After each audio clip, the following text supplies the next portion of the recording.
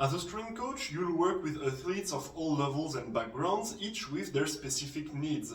But no matter their sports or goals, every athlete eventually reaches a stage where they've covered the basics of strength and conditioning. At that point, it's common to hear things like, I need more advanced exercises to keep improving now that I'm advanced, or I've done enough basics, I don't need them anymore. Is this true, and how should you respond? That's exactly what we'll be talking about today. First of all, let's be clear. Nobody is ever too advanced to benefit from the basics of strength and conditioning. No matter the sport, the level, or the goals, completely abandoning foundational exercises is always a mistake. That being said, some nuance is needed. In sports directly tied to strength and conditioning, the basics are the sport itself. A powerlifter or Olympic weightlifter will always keep on squatting during training because that's one of the most foundational movements of their sport. In the same fashion, a sprinter or a running back in football will keep on sprinting because that's at the core of their sport-specific performance. In these cases, the basics are inseparable from the sport, and that is why today I will be focusing on sports which have more separated exercises, so I can work on the link between competitions requirements and preparation exercises. Secondly, yes, variety and progressions are important. Athletes must eventually expand their training toolbox. The more methods, exercises, and approaches you can master, the more precise and effective your programming will become.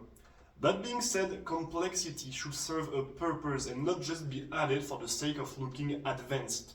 Now, let's get back to the essentials. While training should not consist only of basics, the foundations should never be thrown away as soon as progress begins. The truth is, no matter the level, the simplest approach is often the most effective. Sometimes complexity is not the best choice, whether because of a lack of time, of too much energy expenditure, or because the athlete simply has not yet mastered the movement properly. Foundational movements and methods exist for a reason. They've been studied, refined, and tested for decades.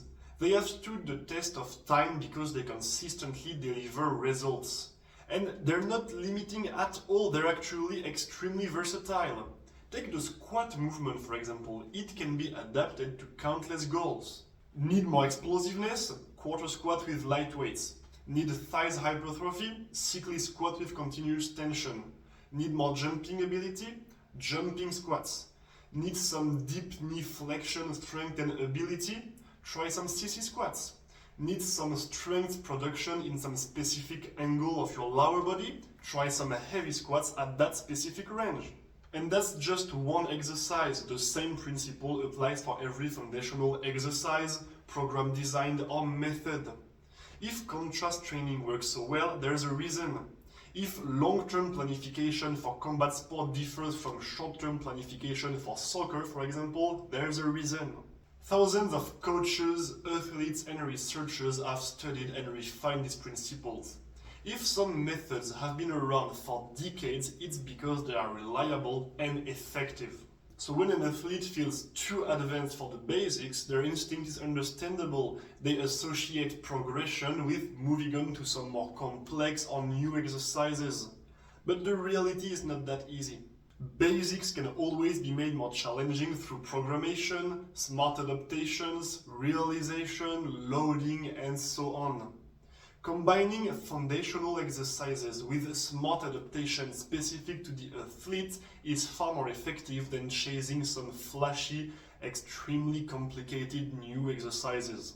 Remember this, in most cases, a well-executed and smart squat variation will be more effective than an overcomplicated and over-engineered exercise like a 60-degree squat with a 2 cm heel elevation done in a superset at 75% of a theoretical 3RM.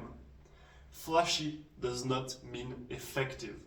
To conclude, the basics are essential for any athlete, no matter the level. Your job as a strength and conditioning coach is to master them, learn how to adapt and progress them, and then add some complexity where it truly makes sense.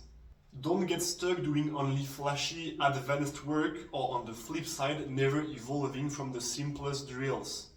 The best method is actually combining both at the right time for the right purpose. That's how you will get the most out of your knowledge and experience and how your athlete will keep on improving the best.